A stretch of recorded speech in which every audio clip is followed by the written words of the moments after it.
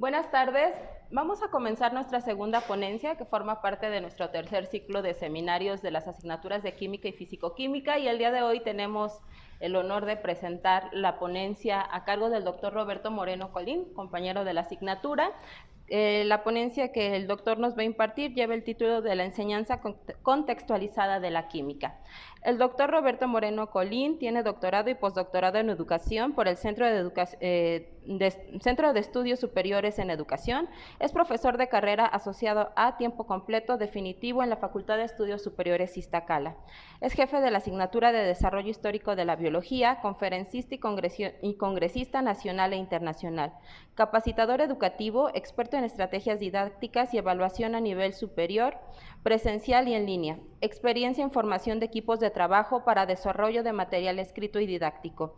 En este 2025 ha publicado 6 trabajos en temas educativos. Gracias. Bien, muchísimas gracias. Primero al jefe de la asignatura, a la coordinadora del seminario, que muy atinadamente estuvo siempre al pendiente de todo esto. Y por otro lado, a todos ustedes por estar aquí para intercambiar ideas de esta cuestión de la preocupación de la enseñanza de la química. Entonces, un detalle voy a anotar aquí es que nos inquieta a todos qué pasa con este proceso que lo mencionamos cada rato, pero es muy interesante ver cómo aprenden de diferente manera incluso los estudiantes y las problemáticas que se tienen para el aprendizaje, ¿sí? Dentro de las problemáticas se pueden mencionar una gran cantidad de ellas, pero digamos que hay un modelo que se llama tríada didáctica, donde por un lado está el docente, por otro lado está el estudiante y por otro lado están los contenidos. En este ínter, todos nosotros como docentes de los diferentes contenidos que trabajamos, con más experiencia unos que otros, la investigación muestra que el mismo docente experto tiene mayor dominio en un contenido que en otros, y a medida que va teniendo más experiencia, pues va homogenizando pues, la cuestión de la experiencia en los contenidos. Porque la manera en que se hace llegar el contenido al estudiante varía dependiendo mucho de qué tipo de estudiante tenemos. Si el estudiante tiene suficientes conocimientos previos, podemos engarzar, concatenar lo que nosotros queremos que aprenda. Pero si los conocimientos previos que tiene no son los suficientes, vamos a tener algunos detalles de problemas.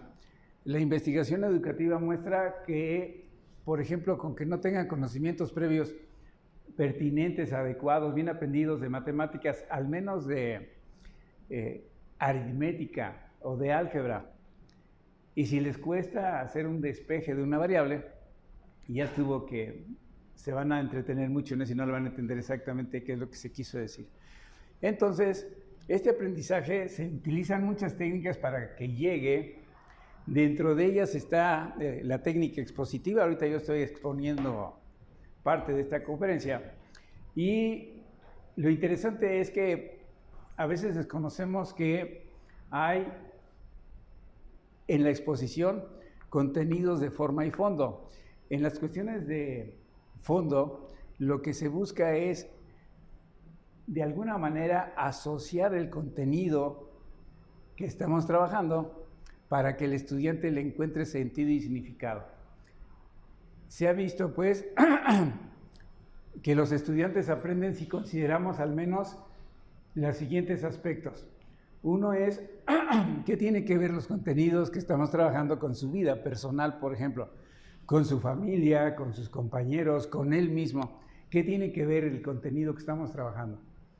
Y puede ser hasta en la dimensión social, pues, si estamos hablando de aspectos netamente teóricos, bueno, pues el hecho de que ellos hagan una presentación en pasillo donde contesten preguntas acerca de esas ideas teorizadas de la química, bueno, pues ya están socializando y viendo que ellos o lo aprenden o cuando les hagan preguntas en el pasillo o en una exposición, van a sentir esa sensación de que, bueno, tienen ahí un vacío que no está siendo cubierto. Entonces, ¿Para qué les sirve? ¿Qué sentido tiene? ¿Qué tan congruente es lo que estaban aprendiendo? Y se ha encontrado en la investigación que los estudiantes aprenden cuando se vinculan emociones, ¿sí?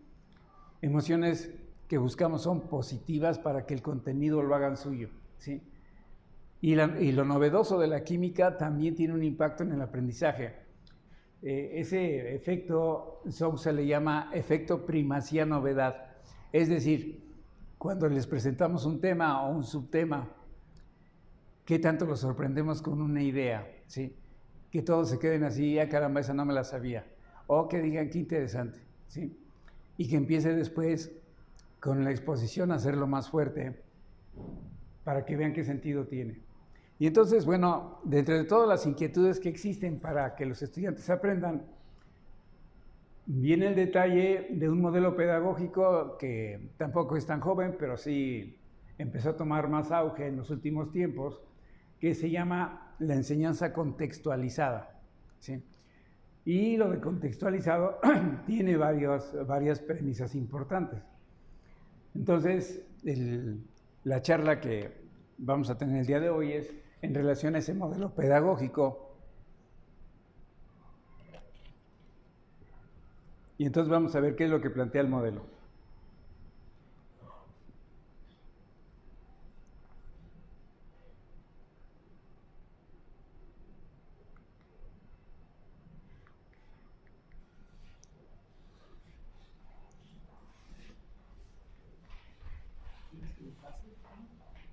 ¿Quieres Sí. probar con este? Ah, yo creo que sí, porque sí empezó a...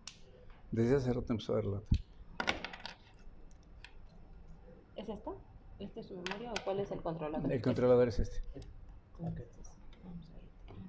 Sí, que es más. Gracias de todos modos para pasarlos. Vamos a probar.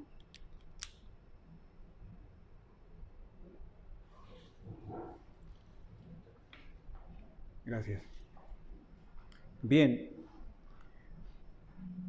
Antes que nada, esto que les comentaba de las problemáticas o dificultades que tenemos los docentes, sin excepción, no somos solamente FES Iztacala. En las distintas universidades donde se imparte química, en Facultad de Química idéntico, digo, egresó una de mis sobrinas de la Facultad de Química idéntico, las primeras veces que empezaron a tener química, empezaron a tener varios de estos detalles. Entonces, algunos estudiantes no entienden la estructura con la cual el docente les da un contenido y se pierden en esa estructura lógica que el docente sí a veces se la presenta de la manera más lógica posible, pero bueno. Y luego los estudiantes tienen preconcepciones en relación a la química. Desde preparatoria empiezan con algunas creencias, las cuales pesan mucho, acerca de que la química es difícil, compleja, que seguramente van a reprobar y se la creen. Entonces esos prejuicios empiezan a tener un efecto en lo que se conoce como programación neurolingüística. Y entonces ya están con el prejuicio cargado. O sea, es así como, va a costar más trabajo. Y dentro de los detalles que, por ejemplo, el examen diagnóstico, como una evaluación busca, es qué conocimientos previos tienen. Cuando se tienen conocimientos previos, es más fácil hacer propio un contenido. Definitivamente está comprobado. Cuando no se tienen los conocimientos previos, al estudiante se le dificulta porque no tiene los decodificadores, dicen los expertos, y yo estoy totalmente de acuerdo. Es como si les habláramos otro idioma y no le estamos dando los decodificadores. Luego hay concepciones epistemológicas de los alumnos asociadas con la ciencia de la química, en donde no logran, digamos, formar en su mente una idea, por ejemplo, del número de Avogadro, ¿sí? La cuestión del mol, la asociación entre el número de Avogadro y mol. Y entonces, esas concepciones epistemológicas van a tener un peso importante. Por ejemplo, dentro de las concepciones epistemológicas investigadas está el que da la clase es el maestro. Y los estudiantes aprenden. Pero eso lleva a que en dinámicas actuales donde se busca que estén activos, les cueste trabajo, porque ellos estaban acostumbrados a que un maestro les da la clase, ellos estudian, pasan un examen y eso fue todo. pero no viene la cuestión del vínculo que tiene del aprendizaje de la química con su profesión. Y vamos a ver que fuera hay una aplicación tremenda. De egresados con los cuales yo tengo contacto, es increíble todo lo que aprovechan de la química, los que están vinculados con la química en su trabajo. Y bueno, también tenemos otro detalle que, bueno, como docentes sabemos que el hacer un análisis de un algoritmo en química sí tiene su chiste. Entonces requiere cierto nivel de razonamiento y todo. Bueno, pues se ha visto que las estrategias de razonamiento a veces los estudiantes no las tienen fortalecidas. Esa habilidad de análisis, de síntesis, no la tienen bien desarrollada. Y tienen todos los elementos, pero cómo los concatena, cómo buscan que se relacionen, tienen algunos detalles. De ahí que no estaría mala la idea de que se dieran algunos cursos de habilidades en cuanto a la adquisición de capacidad de análisis, capacidad de síntesis, pensamiento crítico, sí, etc. Y de alguna manera en química, a diferencia de otras materias, entre ellas está desarrollo histórico de la biología, en que la concepción de ciencia puede variar dependiendo del grupo que hizo el constructo. En química no, en química hay una formalidad así. Litio es litio y tiene tales características, sodio es sodio y tiene tales características. O sea, no hay esa cuestión de decir, bueno, ¿por qué no le cambiamos? ¿Sí? En concepto de ciencia sí se puede cambiar y se dice quién lo dice, qué grupo lo trabajó. Y bueno, pues todo el mundo contento. Entonces aquí, este nivel de exigencia también tiene otro choque importante cuando los estudiantes no están acostumbrados a trabajar bajo presión, ¿sí? Y bueno, dicen que es mucho trabajo y empiezan con la cuestión del pensamiento de abandonar o desertar, ¿sí? Y bueno, algunos sí lo hacen, ¿sí? Simplemente ya no entran a clases, salen o ustedes los ven como que están muy atentos, los estudios muestran que a veces están fantaseando, ¿sí? Pero no están aquí, están en otra cuestión que no están poniendo uno de los pilares del aprendizaje. De Hynek saca un libro muy bonito en 2019, está casi reciente. El libro se llama ¿Cómo aprendemos? Y dice el pilar número 1 es la atención. Si el pilar número 1 no está del todo, el aprendizaje ya no se logró, ¿sí?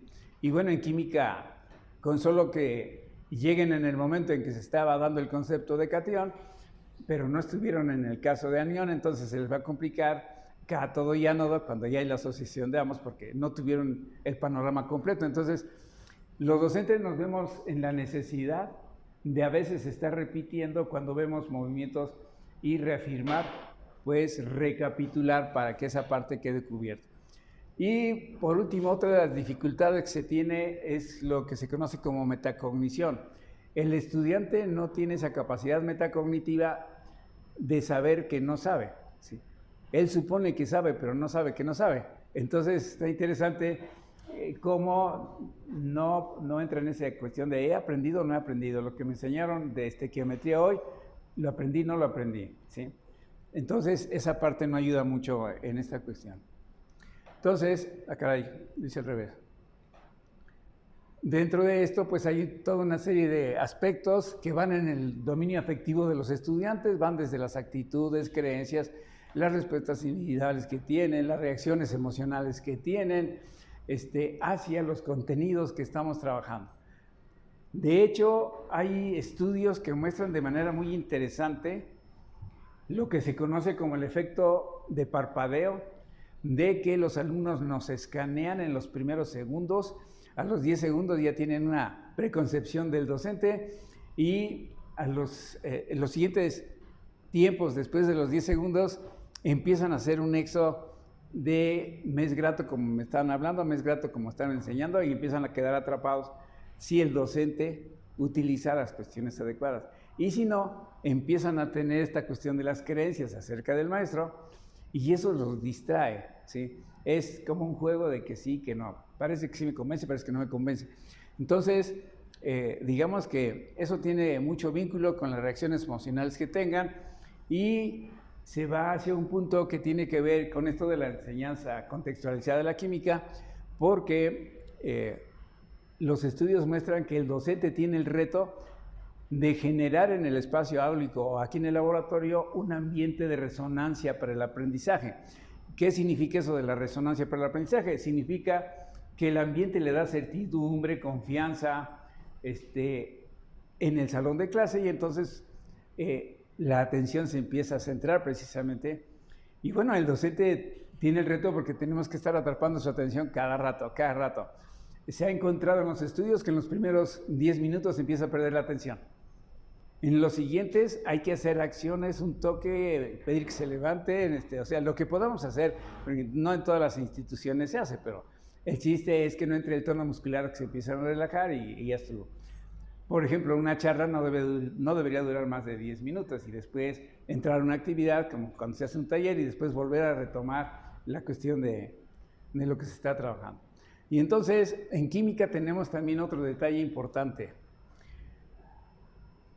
Los estudios en la enseñanza-aprendizaje de la química muestran que a veces centramos mucho la atención en el nivel simbólico y matemático, mencionamos lo molecular e invisible, no lo vemos, pero decimos es un átomo, tiene tales características, pero en realidad no tenemos algo tangible. Y tenemos el nivel macro, donde hacemos las prácticas, tenemos las sustancias químicas, las hacemos reaccionar y vemos que suceden fenómenos que empezamos a asociar con la parte simbólica, matemática, ¿sí? Y hacemos supuestos de que está sucediendo algo al interior por todas las propiedades que tienen los átomos, moléculas, etcétera. Pero la realidad es que si empezamos a ponderar, se ha visto en las investigaciones hacia la parte simbólica, ¿sí? Por ejemplo, nomenclatura, y no se buscan asociaciones o algo por el estilo que de alguna forma asocie, al menos, por ejemplo, el nombre de un compuesto químico y que vean, digamos, cloruro de sodio, por así decirles, ¿sí? ¿Y qué le sucede a ese cloruro de sodio si toman una porción y lo ponen en una solución, etcétera, etcétera? Algo macro que estén viendo, al menos ahí ya conectan dos cosas que ya se puede teorizar acerca de lo molecular e invisible. Entonces, tenemos retos, pues, y todos las vivencias que tienen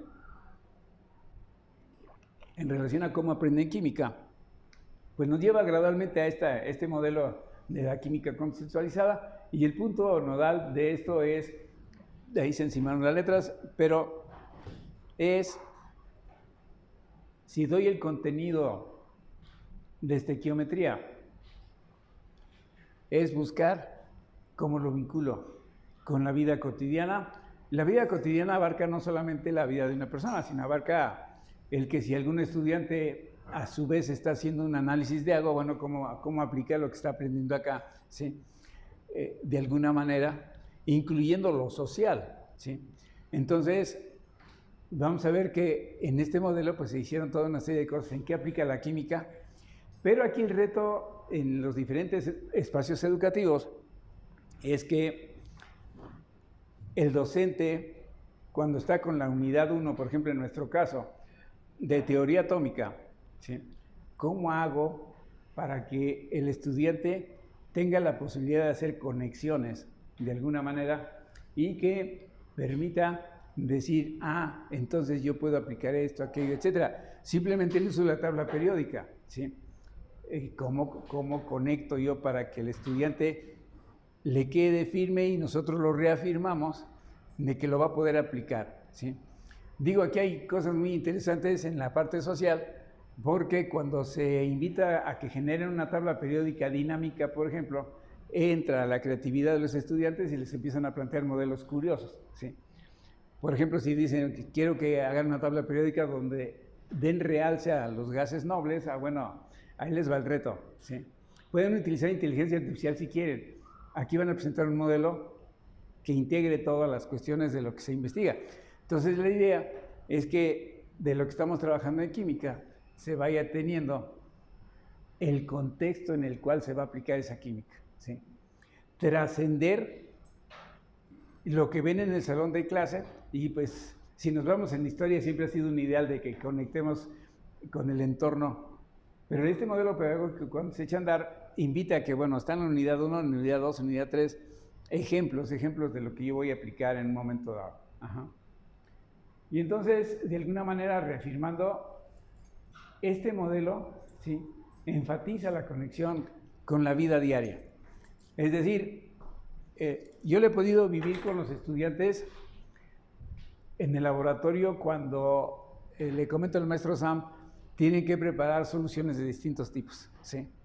Y entonces tienen que recordar el nombre del compuesto, su fórmula, revisar el frasco y decir qué pureza tiene, por ejemplo, en el caso del peróxido de hidrógeno, en el caso del formaldehído, y todo eso allá en la cuestión del laboratorio pues ya lo viven más directamente. Bueno, el modelo de la química contextualizada plantea que se vea desde que el docente lo está intercambiando con el estudiante, de tal manera que tenga que hacer cálculos, saber lo que es un porcentaje, qué implica una solución sólido-líquido, etcétera. Es decir, conectar todo lo que se está viendo acá teórico y de todo, ¿no? Y esta cuestión de las aplicaciones, que sería esto que estoy mencionando, y en la vida diaria, ¿qué? O sea, la química que estoy trabajando, por ejemplo, ¿qué contenido iónico tienen las lágrimas? ¿Sí? A un optometrista, ¿para qué le sirve eso? Porque los optometristas tienen un tema específico para analizar la lágrima humana y toma de muestras y una serie de cuestiones para ver qué cantidad de sodio tiene, cantidad, etcétera, etcétera. Es decir, se va... Y bueno, eso implica generar motivación y generar la cuestión de esa atención hacia el punto, hace que se genere un interés ya por aprender más de ese aspecto, ¿sí? Eso, digo, aquí no les traje unas tablas, perdón, pero en donde se compararon a un mismo grupo, enseñándoles un tema, ¿sí?, tema muy parecido para que no hubiera mucha diferencia. Tradicionalmente se dice, como se hacía la enseñanza de la química, y después se les da la química contextualizada, y se encuentra una diferencia en el rendimiento académico que no, tampoco se van al 9 y 10. O sea, en esa investigación pasan de 5.5, que fue el promedio del grupo, a 7.1, ¿sí? Bueno, hubo cambio, ¿sí? Algo sucedió, y en las evaluaciones algo sucedió ahí. Interesante. Luego, dentro de la cuestión del contexto de la química o de cualquier otra materia es cómo les genera el pensamiento crítico. ¿Cuáles son las características del pensamiento crítico? ¿Qué rubros se consideran como criterio para que sea considerado pensamiento crítico? Así, casi con una lista de cotejo cubren estas características y ya se están haciendo de pensamiento crítico. Es decir, analizan A, B, C, de frente, de lado y de todo, y dicen, ahora sí ya me conformo un modelo mental. Actualmente en la cuestión didáctica ya se está trabajando más el concepto de qué modelos mentales tiene tu cerebro para que los apliques cuando se necesita solucionar algo. Y entonces, bueno, este punto es muy interesante en la acción del contexto. Y por supuesto, con todo ello es proporcionar el aprendizaje significativo. Lo significativo es qué sentido tiene, qué tan congruente es, cómo se aplica, qué emociones genera, ¿sí?, y de todo.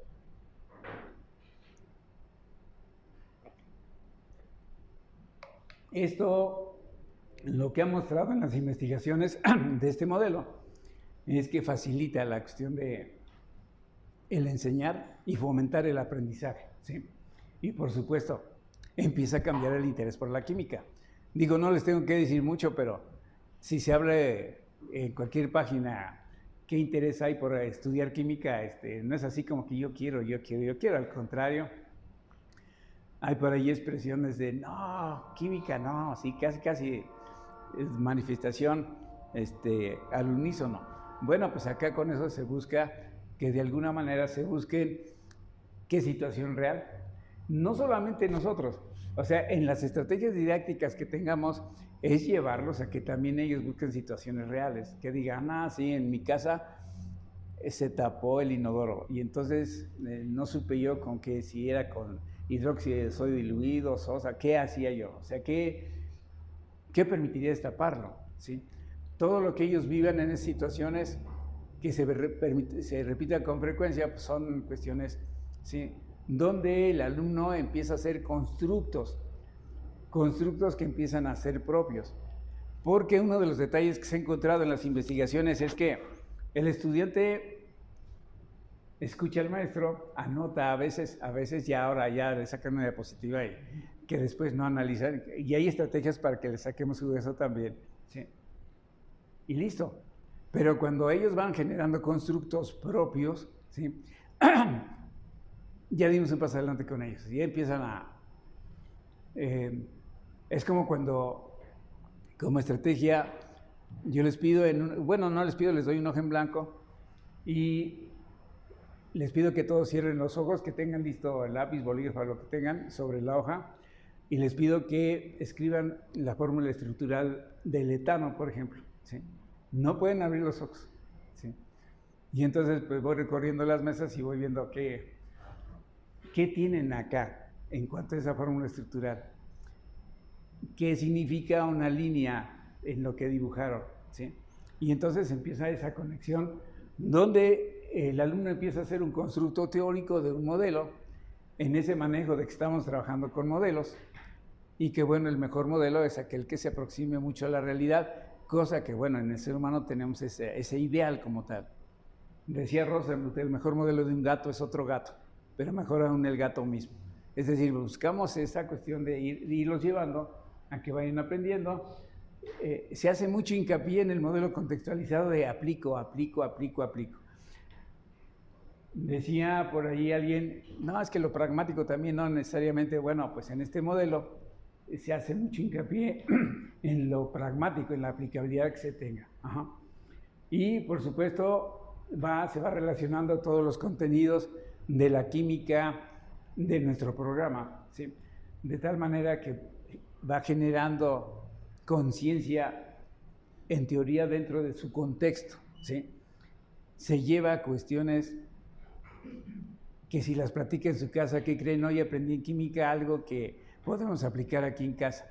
Por ejemplo, esa mancha que está aquí y que no hemos podido quitar ni con lija de agua de grano fino, resulta que si ustedes le ponen limón y esto, sucede esto, ¿sí?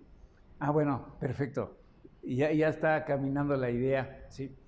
Y por supuesto, una cosa importante, estas son de artículos directos, ¿sí? Las estoy parafraseando, el cómo, ¿sí? Siempre no se debe de perder lo formal de la química. Es decir, la química tiene plataforma científica. Y como plataforma científica, pues tenemos varios criterios de cientificidad que la defendemos como ciencia. Por lo tanto, los contenidos científicos es nada más buscar su contexto, su aplicabilidad y llevarlos hacia la cuestión social y de todo. Y entonces, si nos vamos a los contextos, puede haber una infinidad de contextos, incluso cada uno de nosotros puede generar más contextos en donde su experiencia, ¿sí? Sobre todo los que trabajan en laboratorios, investigación científica, pues tienen una mayor cantidad de contextos que cuando se van enriqueciendo, pues nos dan más pauta para saber qué conceptos. Aquí se mencionan nada más algunos, aquello que nos implica como el proceso de vida.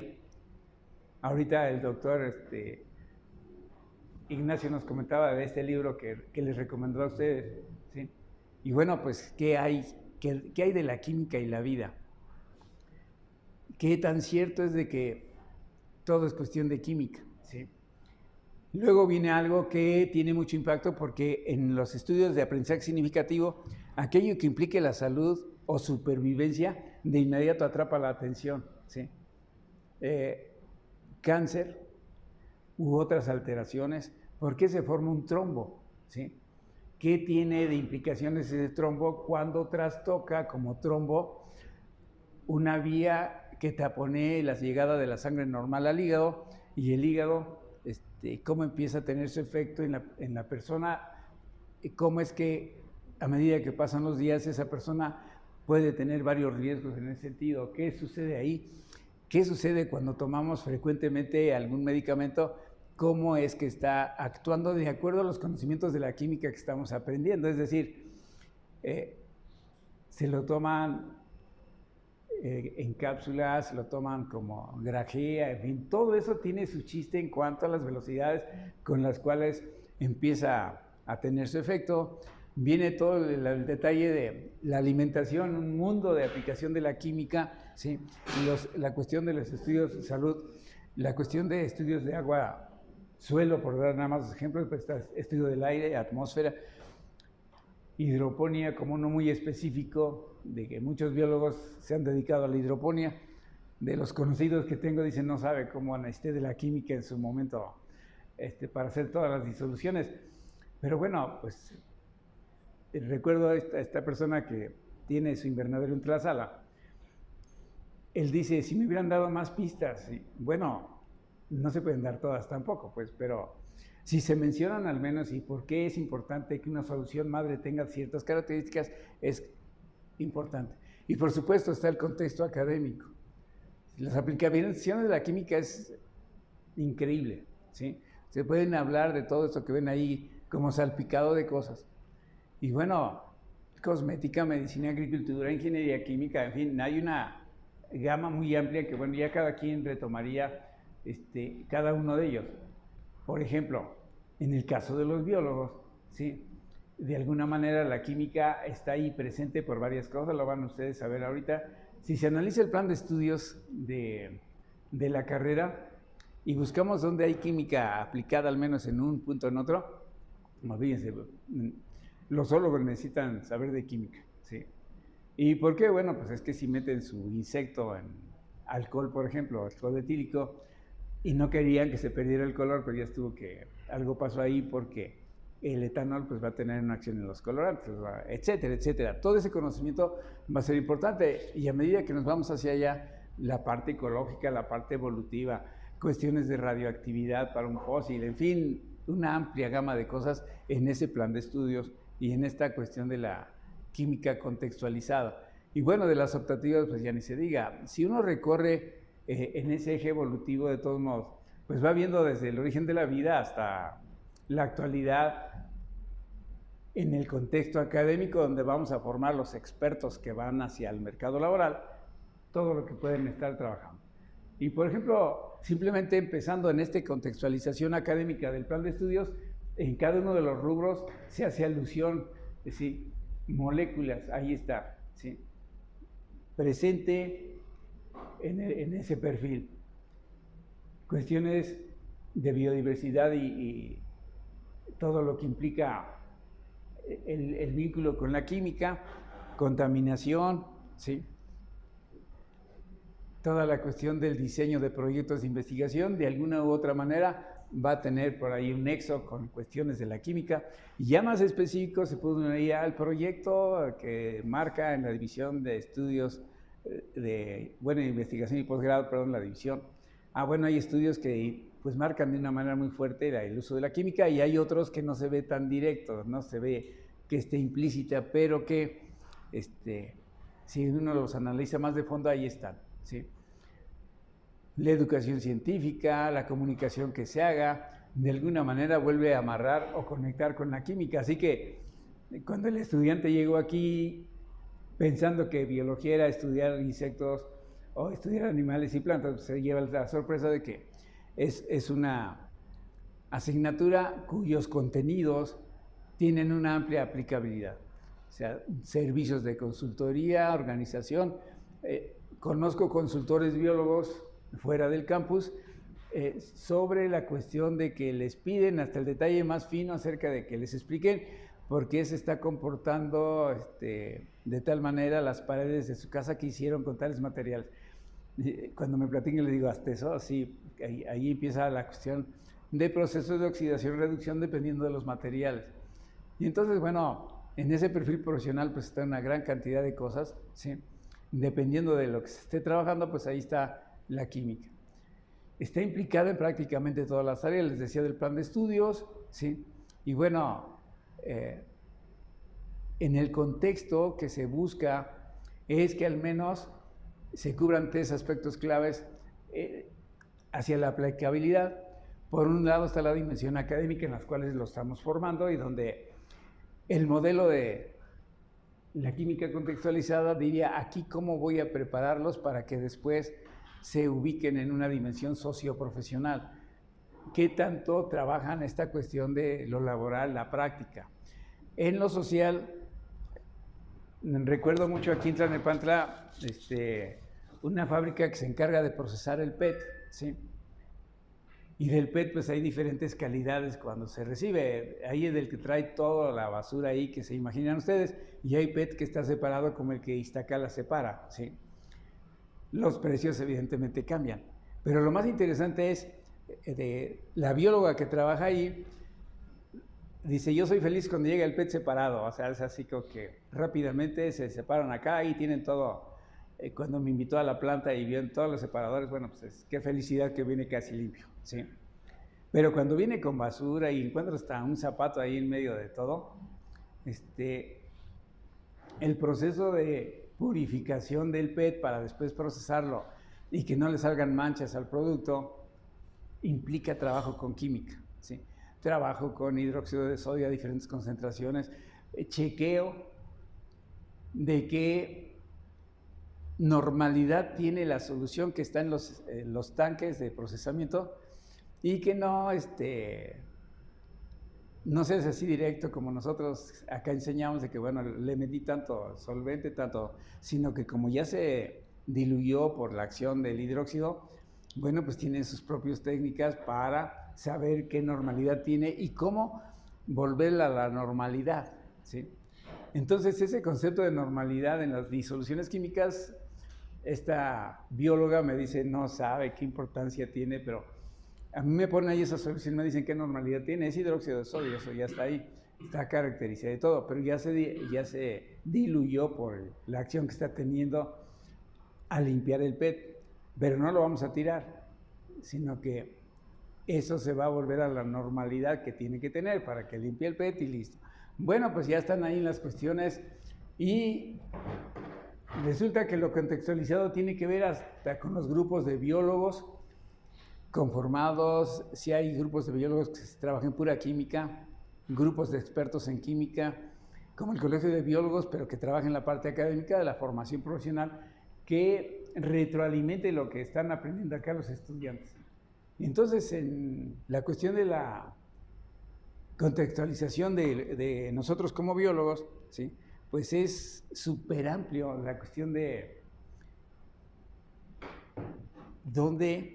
qué elementos tomamos, cómo extraigo yo ejemplos específicos de estos campos en los cuales se desempeña el biólogo. De alguna manera se encuentra esa cuestión amplia de toda la cuestión donde los biólogos podemos aplicar la química, darles un contexto. Va desde la docencia, y la docencia les doy un ejemplo que yo diría, bueno, pues no me lo dijeron en clase, lo viví ya directamente. En Toluca, ya ahorita la empresa ya desapareció, había una empresa que se llamaba Susisa. A gente de aquí de Iztacala nos pagaba 3,000 pesos la hora hace 15 años, era una buena paga la hora. Por capacitar a los maestros nos pagaban 2 horas, con 2 horas teníamos. ¿Para qué? Para enamorarlos de los modelos tridimensionales de los hidrocarburos, ¿sí? Y los grupos funcionales. Eso era lo único. Agarramos el modelo, le decíamos, este es un metano, este es un etano, vea cómo se arma, en el modelo qué es un enlace covalente, etcétera. Después decían, ¿y cómo forma una fenilalanina? Bueno, pues ya le decíamos, ahí está todo esto, ¿sí? Y los docentes felices de la vida, era plan con maña, obviamente, porque de inmediato decían, yo quiero un modelo, yo quiero 2. Y como eran gente de la Secretaría de Educación Pública, pues entonces las instituciones educativas hacían un pedido a Susisa, a la empresa, ¿sí? No les digo, cantidades así impresionantes de modelos atómicos. Porque, bueno, pues esa cuestión de la docencia se facilitaba mucho con los modelos utilizados de la química. Entonces, a eso se refiere la enseñanza contextualizada. Toda la vertiente social, el posicionamiento docente, cómo se logra que aprendan mucho más. Y tiene su chiste el que los estudiantes se empiecen a enamorar del modelo tridimensional. Digo, yo recuerdo de alguna vez con la maestra Delfín y la maestra Soledad, sus modelos tridimensionales ahí, que todo el mundo emocionado de que ya formó un metano y un etano y empiezan hacer los cíclicos y después nada más pasan a lo simbólico, miren, acaba esto y ya estuvo. En salud ya lo mencionamos, agricultura, ganadería, pesca,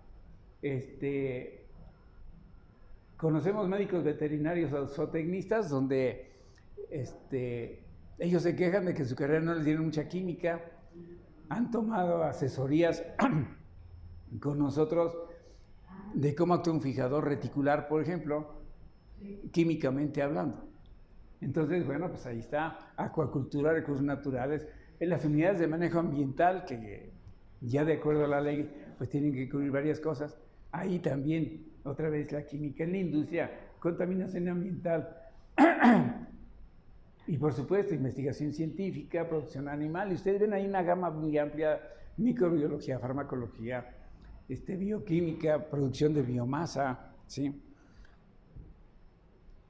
Y sigue la mata dando, como diríamos coloquialmente. O sea, contextos, de acuerdo al programa, qué elijo, cómo conecto y cómo busco uno o varios ejemplos de cada tema para aplicarlo, ¿sí? Recuerdo en antaño, con el permiso de la jefatura de carrera, pedíamos que como parte de los contenidos se expusieran temas en el pasillo, por ejemplo, a donde está el aula magna, para que la gente pasara y preguntara al estudiante, ¿sí? Estábamos al lado del estudiante, pero no íbamos a dar la respuesta. Él es el que tenía que dar al estudiante. Entonces, si eran temas de educación ambiental, pues tenían que aprenderlos muy bien y qué relación tenía con la cuestión de la química, ¿sí? Bueno, no les digo los gestores ambientales, o sea, son gente que tiene que saber. El caso de los gestores ambientales que trabajan en metales pesados es todo un tema, ¿sí? Y donde ellos dicen, bueno, ¿por qué el metilmercurio es más tóxico que el mercurio sin metil, por ejemplo? Bueno, pues es por esto y esto, te lo tienen que... Y aquí está este punto que en el contexto es el derecho ambiental. El abogado, muy cómodamente, y eso lo he podido vivir también en otras cosas de gente que tiene su despacho fuera como biólogos asesores, el abogado llega y dice, a mí denme elementos, ¿sí? Para yo poder defender el caso, ¿sí? Como biólogos tenemos un problema de que se está contaminando el agua porque ustedes están en la empresa tal. Ya demandaron a la empresa, la empresa le dice al biólogo, de elementos pues para que nos defiendan, ¿sí? Y entonces pues si no los da lo suficientemente fuerte, pues no hay, ¿sí? Y algunos ejemplos, y eso no se los voy a leer por supuesto, simplemente es para mostrarles ahí la presentación, se la dejo con mucho gusto a la doctora Pilar, para que los que quieran tenerla, pues ahí vienen muchos detallitos así más específicos de lo que implica el contexto que hace un biólogo para las cuestiones docentes. Es una gama increíble. Por ahí menciono la cuestión de la célula. Y en la función sustantiva de investigación, otra vez, ¿sí?, viene la cuestión de puntos claves de las investigaciones, muestran las necesidades de la química, fenómenos biológicos que, bueno, muchos de ustedes están haciendo investigación, ahí está la química, o sea, de alguna manera, ¿sí? Cuestiones de gestión ambiental, asesoría. Las asesorías hay empresas que pagan muy, muy bien por las cuestiones de asesoría. Entre más especializada sea la asesoría, ustedes lo saben, pagan mucho mejor por esa asesoría. Y bueno, las que son de manera general, pues esas las pagan menos, ¿sí?, que otras. Ejemplos claves, por ejemplo, de producción de biomasa, biotecnología en una buena cantidad de cosas que ya se trabajan en ese contexto. Por supuesto, educación ambiental, que con todo el toque político que ustedes le quieran dar, de todos modos, ahí los que estamos como participantes en programas de educación ambiental, pues sí tenemos que explicar en los convenios que hace la universidad, por ejemplo, con Tlalnepantla en relación al tratamiento de agua, pues está ahí en ese detalle de educación ambiental. Ingeniería genética, esto nada más es para comentarles los grandes rubros. Contaminación ambiental, no olvídense, aquí en los Reyes de Iztacala, por ejemplo, en las casas habitación, se dice el agua está purificada, tratada y todo. Es agua que con mucha reserva ya el municipio, ¿sí?, dice como advertencia, no es agua potable. Los letreros no aparecen en todos lados, pero haciendo experimentos en ese sentido, se empieza a formar una nata en pequeñas cantidades y en el tiempo, si un recipiente lo meten, se siente babosito y todo, porque hay algo ahí pero si se espera mucho más, se empieza a sentar algo que son partículas que cuando ya se unen, pues van haciendo casi una emulsión ahí, pero donde pues se piensa que ahí hay contaminación ambiental. ¿Qué es lo que se hace? Bueno, pues los jefes de colonia y de todo buscan la asesoría, ¿sí? Ahí luego les dicen, no le podemos pagar como se le paga a un experto porque no tenemos dinero, pero requerimos de su apoyo para ver qué hacemos.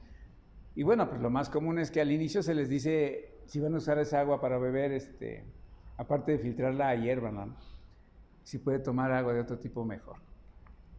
Y bueno, algunos ejemplos de libros que traen notas importantes para esta cuestión es este libro que ya está en la red en Kindle, ¿sí?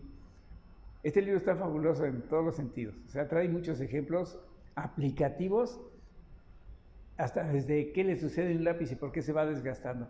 ¿Cuántos átomos de carbono en ese grafito se gastaron al poner mi nombre, por ejemplo, ¿no? O sea, cosas que a los estudiantes dicen, qué interesante.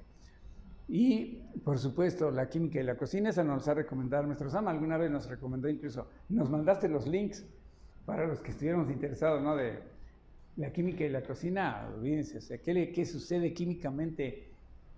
¿Qué sucede químicamente cuando se usa un aceite que ya fue utilizado 2 o 3 veces? ¿Y qué riesgos existen para la salud si se utiliza ese aceite requemado, pues ya como tal? Las arcillas, el barro noble, otra cuestión de aplicación de química. También nos lo recomendó el maestro Sam, toda la cuestión de una réplica del cuento de las 1001 noches, ¿sí? Pues aquí se relata la química del carbono así, de manera muy interesante. Ajá. Química, universo, tierra y vida, igual da muchos ejemplos aplicativos de contexto. Este es un libro fabuloso, el libro de la química, con grandes ideas y ejemplos de todo eso. Y bueno, no me voy a extender ya por el tiempo, pero cuando empezamos a hacer el análisis específico de dónde está la química, bueno, pues va desde que un ser humano es incinerado, ¿sí?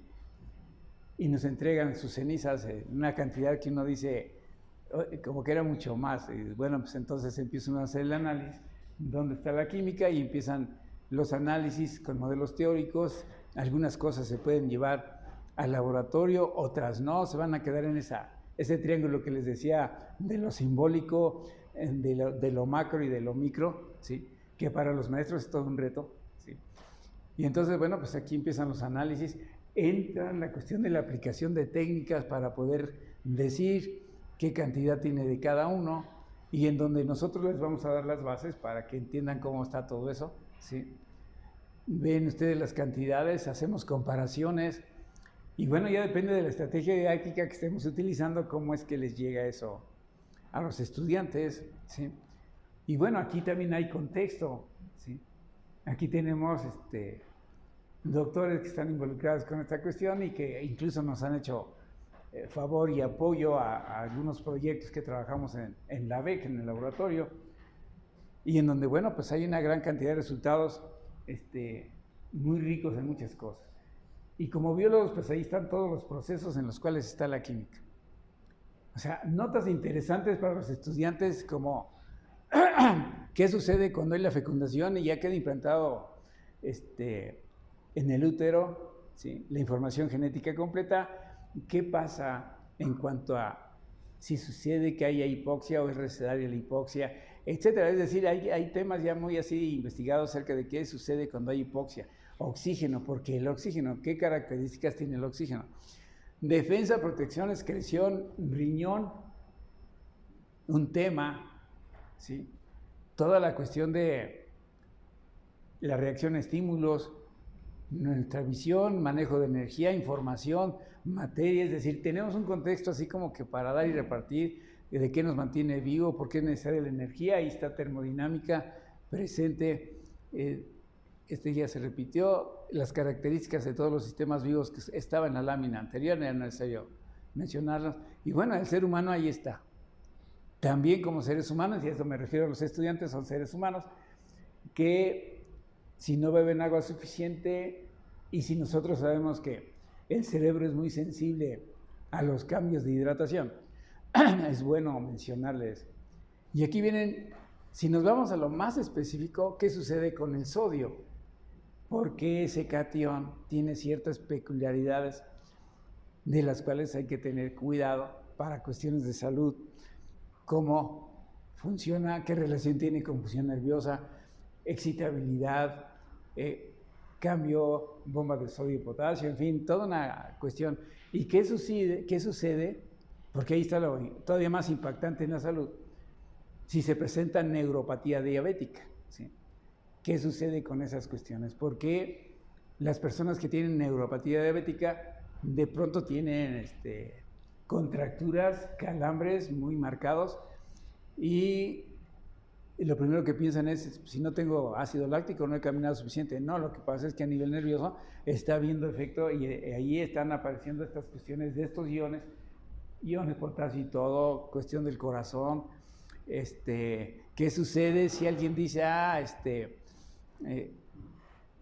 recomiendan zinc para que recuperes una gran cantidad de aspectos vinculados a la reproducción? Cuidado, es decir, los estudiantes es bueno que en el contexto sepan qué sucede cuando se empieza a incrementar una dosis porque la recomendó el vecino, en relación a una creencia que, si bien tiene algunos sustentos científicos, no están investigados.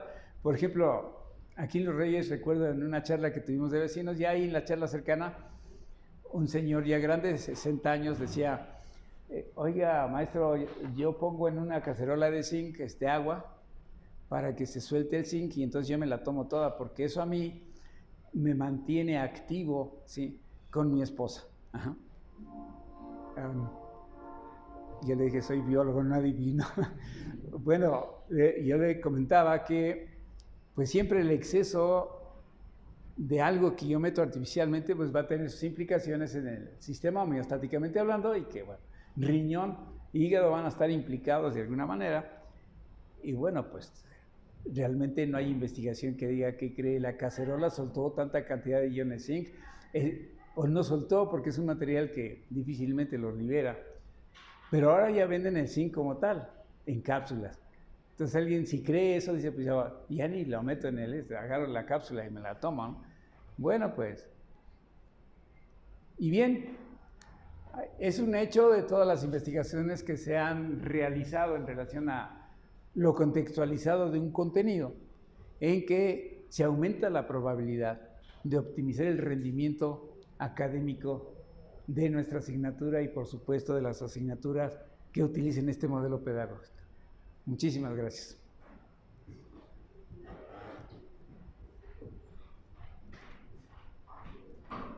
Bueno, agradecemos su participación. Roberto, ¿algún comentario, pregunta? Bienvenida a las participaciones, porque todos ustedes en alguno de los temas ponen ejemplos de contexto, ¿no? Dicen, hay que cuidar con esto. Yo he escuchado al maestro Sam cuando dice, miren, pasa esto en el cuerpo, o todo lo que les mencionas de algunos temas, ¿no?